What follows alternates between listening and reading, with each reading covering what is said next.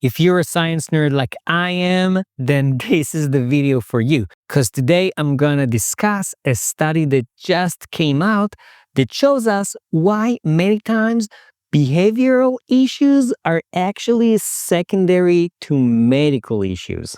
And in this case, pica, eating things that are not food, in both dogs and cats. I'm Dr. Orion, a veterinarian and a veterinary behavior specialist. I'm a behavior specialist, but I need to know when something that shows up as a behavior concern or as a behavior problem might actually be a medical condition.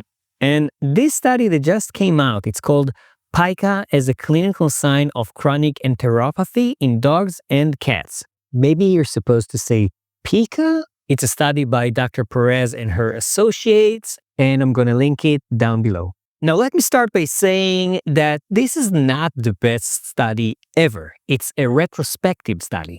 That means that they actually use the information that they gathered over many years and then extrapolated some information from it. The best way to do these things is to do a prospective study, is to actually many times change something and then follow up and see what happens next. It's not always that simple, especially when we're dealing with a disease, but at least it lets you choose a good control group and a good sick group, and then compare between the two and see if there are those differences. Anyways, in this study, they had 133 dogs and cats, different breeds, different ages. It did seem like it was usually a condition that was seen in mid-age to older pets and less in puppies and kittens or young pets. All of these pets were actually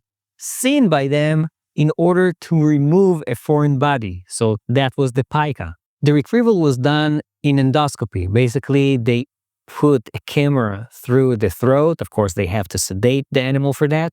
They put a camera through the throat that also has this grabby thingy at the edge, and they try to pull the foreign body out. But in this case, they didn't end there. They, of course, also observe the lining of the stomach and how the duodenum looks like, which is a part of the intestine. And in some cases, they even took a biopsy from the tissue. They took a part of it. And what they saw was pretty amazing. 100% of 41 biopsied animals had histologic evidence of chronic enteritis, meaning that in all the cases that they took a sample from the intestine, they found something medical, this chronic inflammation. And they saw the same in the stomach of 80% of those pets, a chronic inflammation in the stomach. What's also interesting is that in 49%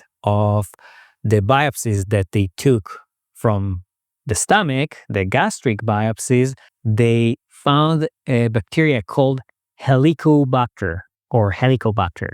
And that was correlated with the severity of the inflammation, meaning that if they did find a bacteria as well, the signs were worse. Because they found chronic signs of inflammation, the treatment is meant to reduce the inflammation, and in many cases we'll use steroids.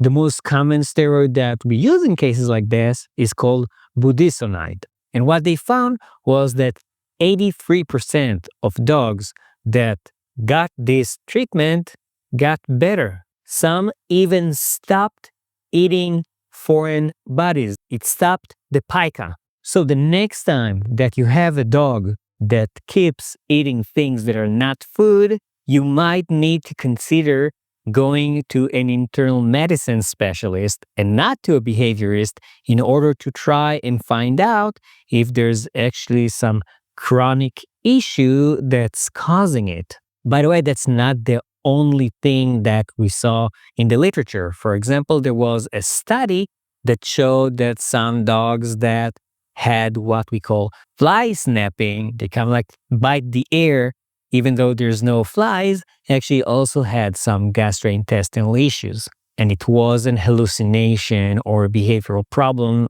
as far as we know. And once they were treated, the problem went away. If this interests you, then please like and subscribe, and let me know what other topics you would like me to cover. In the meanwhile, why not watch this video?